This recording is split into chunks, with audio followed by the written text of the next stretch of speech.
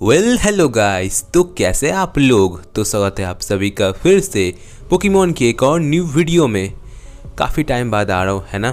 Almost 1 महीना हो चुका है जब से मैंने कोई भी लॉन्ग वीडियो अपलोड नहीं की। ऑब्वियसली इसका एक रीज़न है जो कि है व्यूज़। खैर व्यूज़ आएंगे या फिर नहीं उस पर तो हमारा कंट्रोल नहीं है, पर मैं कोशिश करूँगा कि मैं ज़्यादा से ज़्यादा वीडियो अपलोड कर सकूँ। एंड अगर आप लोगों को वीडियो पसंद आए तो वीडियो को ज़रूर से लाइक कर देना। टॉप 10 स्ट्रॉन्गेस्ट पोकेमॉन इन Pokemon movies. So without wasting time चलिए आज की वीडियो को शुरू करते हैं। Let's begin. नंबर 10 लैटियोस और लैटियास। दोनों ही पोकेमॉन पहली बार हमें देखने को मिले थे पोकेमॉन की मूवी द हीरोज में, जो कि पोकेमॉन की फ्रेंचाइज की 5वीं मूवी है। ये मूवी पूरी तरह से जनरेशन 3 यानी कि होएन रीजन के ऊपर बेस्ड थी। वैसे तो इस पूरी मूवी में हमें कई सारे पोकेमॉन देखने को मिलते हैं, जैसे कि एरोडेक्टर और भी कई सारे ऐसे पोकेमॉन, काबूटॉप। पर इस पूरी मूवी में जो पोकेमॉन सबसे ज़्यादा पावरफुल थे वो थे लैटियोस और लैटियास। इस मूवी में हमें लैटियोस और लैटियास दोनों के बारे में काफ़ी कुछ जानने को मिलता है। नंबर 9 डिओक्सिस। डिओक्सिस जनरेशन 3 का एक पोकेमॉन है जो कि हमें पहली बार पोकेमॉन की 7th movie Pokemon the destiny of the Deoxys में देखने को मिला था। इस मूवी की स्टोरी लाइन तो सभी को मालूम है कि इस मूवी में कैसे डिओक्सिस अपने ही प्रजाति के एक डिओक्सिस को बचाने के लिए धरती में आता है। और अगर इसके हटकर बात करें कि स्ट्रॉन्ग पोकेमॉन कौन है, तो इस मूवी के अंदर हमें 2 ही स्ट्रॉन्ग पोकेमॉन देखने को मिले थे जो कि थे रक्विज़ा और डिओक्सिस।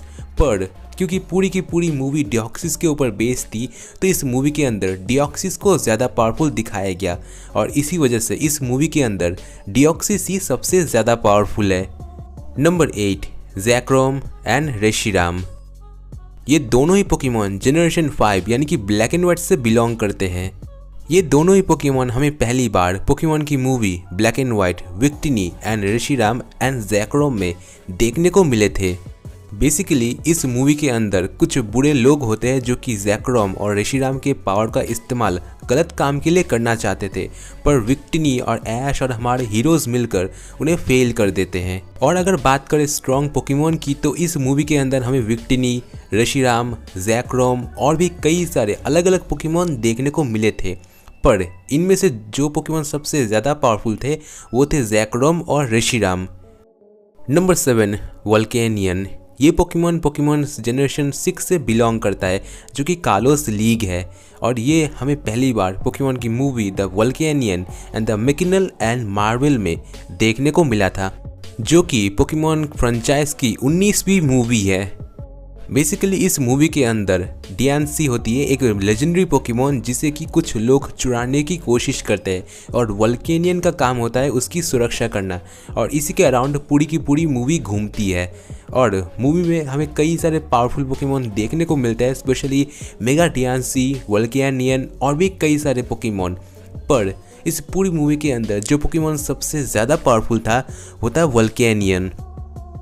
नंबर 6 जेनेसेक्ट। जेनेसेक्ट ये पोकेमॉन जनरेशन 5 से बिलोंग करता है और यह हमें पहली बार पोकेमॉन की मूवी जेनेसेक्ट एंड द अक्वाइनेंट में देखने को मिला था, जो कि पोकेमॉन फ्रेंचाइज की 16वीं मूवी है।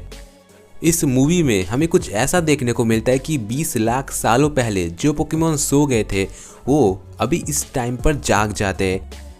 पर सोने से पहले ये जो पूरी धरती थी वो उनका घर था और वो बिल्कुल उनके घर जैसा था।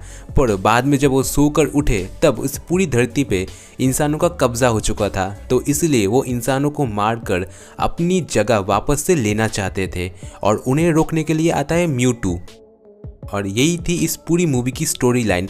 वैसे तो इस मूवी के अंदर हमें कई सारे पावरफुल पोकेमॉन देखने को मिलता है और साथ में हमें मेगा इवॉल्व म्यूटू भी देखने को मिलता है, पर मेरे ख्याल से इस मूवी में जो सबसे पावरफुल था वो रेड जेनेसेक्ट। हाँ, अब कुछ फैंस ये कहेंगे कि म्यूटू ज़्यादा पावरफुल था, पर मेरे ख्याल से क्योंकि ये पूरी की पूरी मूवी जेनेसेक्ट के ऊपर बेस्ड थी तो प्लॉट आर्मर उसके पास था तो उसे ही ज़्यादा पावरफुल दिखाया गया। नंबर 5 क्यूरेम। क्यूरेम जनरेशन 5 यानी कि यूनिवा रीजन का एक लेजेंडरी पोकेमॉन है जो कि हमें पहली बार पोकेमॉन की movie Kyurem versus sword of justice में देखने को मिला था। और भाई क्यूरेम, ये पोकेमोन तो फाइटिंग की मशीन है। अकेले ही 3-4 लेजेंडरी पोकेमोन को आराम से ये हैंडल कर सकता है और इसके पास इतनी पावर है कि अगर मैं एग्जांपल देने जाऊँ तो अगर ये चाहे तो अपने सिर्फ एक अटैक से पूरे एक सिटी तक को, या बिल्कुल सही सुन रहे हो, एक सिटी तक को आराम से तबाह कर सकता है। और इस मूवी के अंदर भी इसने अकेले ही पूरे स्वॉर्ड ऑफ जस्टिस के मेंबर्स को हरा दिया, साथ में केल्डेओ को भी पूरी तरह से धो दिया। अब क्यूरम कितना पावरफुल है वो मुझे बताने की आप लोगों को बिल्कुल भी ज़रूरत नहीं है, आप लोग खुद देखकर पता चल जाएगा आप लोगों को। तो नो डाउट इस मूवी के अंदर क्यूरम सबसे ज़्यादा पावरफुल पोकेमॉन है। Number 4, Mewtwo. म्यूटू हमें पहली बार पोकेमॉन की movie Pokemon the first movie Mewtwo and the revenge में देखने को मिला था। और क्या आप जानते हैं कि पोकेमॉन वर्ल्ड में म्यूटू को एज अ फर्स्ट और रियल लेजेंडरी पोकेमॉन कहा जाता है। म्यूटू ही वो पहला लेजेंडरी पोकेमॉन था जो कि हमें पोकेमॉन फ्रेंचाइज में देखने को मिला था। और इस मूवी के अंदर जितने भी पोकेमॉन दिखाए गए उनमें से नो डाउट मुझे ये बताने की ज़रूरत नहीं है कि पूरी मूवी के अंदर म्यूटू सबसे ज़्यादा पावरफुल था। नंबर 3, वाइवेल्टर। वाइवेल्टर जनरेशन 6 यानी कि कालोस से लीग का ऑरा ट्रियो का मेंबर है जो कि हमें पहली बार पोकेमॉन की movie Diancie and the coconut destruction में देखने को मिला था। वैसे तो इस मूवी के अंदर हमें वाइवेल्टर इसके अलावा ऑरा ट्रियो के बाकी के 2 मेंबर भी देखने को मिलते हैं, पर इस मूवी के अंदर वाइवेल्टर का जो खतरनाक वाला वर्जन हमें देखने को मिलता है और उसकी तबाही देखने को मिलती है, उस हिसाब से इस पूरी मूवी में वाइवेल्टर सबसे ज़्यादा पावरफुल था। Number 2, creation trio. Creation trio generation 4 यानी कि होएन रीजन के लेजेंडरी पोकेमॉन है जो कि है पाल्किया, गिराटीना और डायलगा। तीनों ही पोकेमॉन अलग अलग स्पेस, टाइम और डायमेंशन को कंट्रोल करते हैं और ये तीनों ही हमें पहली बार पोकेमॉन की मूवी 11th यानी कि the Giratina and the sky warrior में देखने को मिला था। पूरी की पूरी मूवी तीनों पोकेमॉन के स्टोरी के अराउंड घूमती है। तीनों पोकेमॉन ही हमें इस पूरी मूवी में देखने को मिलते हैं और ये तीनों ही पोकेमॉन इस मूवी के अंदर सबसे ज़्यादा पावरफुल थे। नो डाउट तीनों की पावर बिल्कुल ही इक्वल है और इसीलिए तीनों ही पोकेमॉन एक ही साथ लिस्ट में नंबर 2 पोजीशन पर आते हैं। Finally number 1, Arceus. Arceus generation 4 का एक मिथिकल पोकेमॉन है जो कि हमें पहली बार पोकेमॉन की movie Pokemon movie the Arceus and the जीवन का जोएल में देखने को मिला था, जो कि पोकेमॉन फ्रेंचाइज का 12वीं मूवी है। और इस मूवी के अंदर हमें कई सारे लेजेंडरी पोकेमॉन देखने को मिलते हैं जैसे कि गिराटीना, डायलगा, पाल्किया और मिथिकल पोकेमॉन आर्कियस। और इन सभी पोकेमॉन में से नो डाउट मुझे बताने की ज़रूरत नहीं है कि आर्कियस सबसे ज़्यादा पावरफुल था। और नो डाउट इस लिस्ट में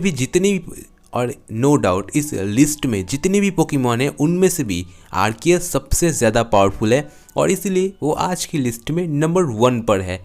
एंड गाइज आज के लिए बस इतना ही। होप करता हूँ वीडियो पसंद आई होगी। वीडियो पसंद आया तो लाइक कर दो, चैनल पर पहली बार आए हो हमारे तो सब्सक्राइब कर लो, वीडियो को कर दो लाइक।